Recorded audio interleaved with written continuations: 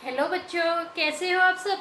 स्वागत है आप सबका आपके अपने यूट्यूब चैनल फिजिक्स में सॉल्यूशन में।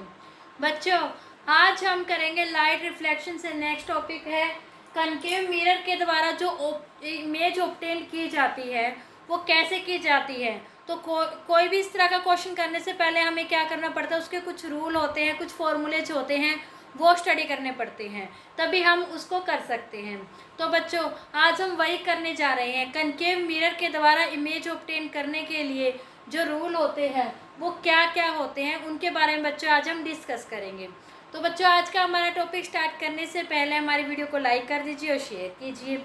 चलिए स्टार्ट करते हैं हमारा आज का topic, rule for obtaining image form by the concave mirror. आप लोगों को पता है कोई भी इमेज जो फॉर्मेशन होती है किसी भी मिरर के द्वारा, लेंस के द्वारा, कब होती है। इमेज वहाँ बनती है जहाँ पर एटलीस्ट दो रिफ्लेक्टेड रे क्या करते हैं, इंटरसेक्ट करती है। Where intersect to reflected ray, क्या होगा, जहां पर दो रिफ्लेक्टेड या रिफ्रैक्टेड रे इंटरसेक्ट करती है वहां पे क्या होती है, इमेज फॉर्मेशन होती है। पता है ना बच्चों इस बात का। चलिए आज हम करेंगे, हम इस बात का तो पता है भी, जहाँ पर दो रेज रिफ्लेक्टेड होगी, इंटरसेक्ट करेगी, वहीं पर क्या होगा, इमेज फॉर्मेशन होगी। लेकिन कोई भी रेज मिरर से स्ट्राइक करने के बाद यानी टकराने के बाद वो कैसे मूव करेगी, कैसे रिफ्लेक्ट होगी, उसके बारे में बच्चों आज हम स्टडी करेंगे। पहला रूल है उसका क्या है, अगर कोई भी रे क्या करती है, जो हमारी प्रिंसिपल एक्सिस है, आप लोगों को पता है ना प्रिंसिपल एक्सिस कौन सी होती है, प्रिंसिपल एक्सिस के पैरेलल मूव करती है, तो इंसिडेंट रे क्या होगी, प्रिंसिपल एक्सिस के पैरेलल होगी। तो वो कहाँ से पास करेगी बच्चों, वो पास करेगी फोकस में से। क्या है, इफ इंसिडेंट रे क्या होगी, पैरेलल टू प्रिंसिपल एक्सिस। क्या है, प्रिंसिपल एक्सिस के पैरेलल है, तो जो हमारी रिफ्रैक्टेड रे आएगी वो क्या करेगी, रिफ्रैक्टेड रे पासिंग फ्रॉम फोकस, वो फोकस में से पास करेगी। कैसे, मान लीजिए ये क्या है, हमारा कनकेव मिरर, ये यहाँ से पॉलिश्ड होता है ना बच्चों, ये क्या है, इसकी प्रिंसिपल एक्सिस है, ये क्या है, फोकस है, ये क्या है, सेंटर ऑफ कर्वेचर है, ये क्या है बच्चों, इसका पोल है। एक रेज मैंने अभी कहा है प्रिंसिपल एक्सिस के अगर पैरेलल आएगी, ये क्या है, मान लीजिए प्रिंसिपल एक्सिस के पैरेलल है, ये एक इंसिडेंट रे है, तो ये क्या होगा, मिरर से स्ट्राइक करने के बाद रिफ्लेक्ट होकर कहाँ से जाएगी, इस फोकस में से ये ऐसे निकल जाएगी। आई बात समझ में बच्चों। चलिए नेक्स्ट रूल, नेक्स्ट क्या है, इन्होंने क्या कहा है, ये ray of light passing through the centre of curvature. अगर कोई लाइट रे सेंटर ऑफ कर्वेचर से यानी सी से पास करेगी, इंसिडेंट रे कहाँ से पास करेगी, इंसिडेंट रे पास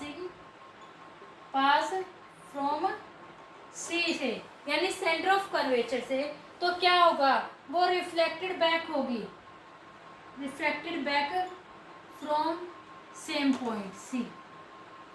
क्या होगा, तो वो सी में से ही रिफ्लेक्टेड हो जाएगी। कैसे, मान लीजिए ये हमारा कोई कनकेव मिरर है, ये क्या है, इसकी प्रिंसिपल एक्सिस है, ये पी है, ये एफ है और ये सी है। ओके बच्चों, तो मैंने क्या कहा है, कोई रे अगर सी में से पास करेगी, मान लीजिए इंसिडेंट रे क्या है, यहाँ पे ऐसे सी में से पास कर रही है, इससे ऐसे स्ट्राइक किया या पास ऐसे जा रही, तो इन्होंने क्या कहा है, अगर कोई रे सेंटर ऑफ कर्वेचर में से पास करेगी तो इससे टकराने के बाद वो यहीं से इसी सेंटर ऑफ कर्वेचर में से वापसी निकल जाएगी। आगे बात समझ में। थर्ड पॉइंट, ये दो पॉइंट बच्चों बहुत अच्छे समझ में आ गए होंगे ना। अब हमने पहला पॉइंट क्या किया था, अगर रेज प्रिंसिपल एक्सिस के पैरेलल इंसिडेंट हो रही है तो फोकस में से निकलेगी।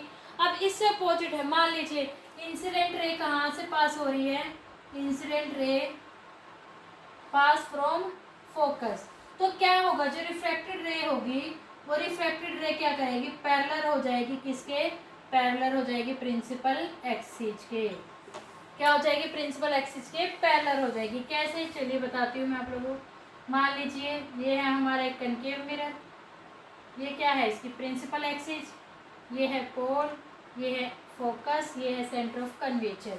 मैंने क्या कहा है, अगर इंसिडेंट रे फोकस में से पास करेगी, किस में से पास करेगी, फोकस में से। मान लीजिए कोई रे आ रही है, वो क्या कर रही है, इस फोकस में से ऐसे पास कर रही है, ओके, फोकस में से पास कर रही है। उसके बाद यहाँ से इसे स्ट्राइक किया, स्ट्राइक करने के बाद मैंने क्या कहा, रिफ्लेक्टेड रे क्या हो जाएगी, प्रिंसिपल एक्सिस के पैरेलल, तो ये रे ऐसे निकल जाएगी रिफ्लेक्शन के बाद। आई बात समझ में? अगर प्रिंसिपल एक्सिस के पैरेलल है तो फोकस में से जाएगी, अगर फोकस में से निकल रही है तो उसके पैरेलल हो जाएगी, okay. Fourth and last point क्या है, अगर इंसिडेंट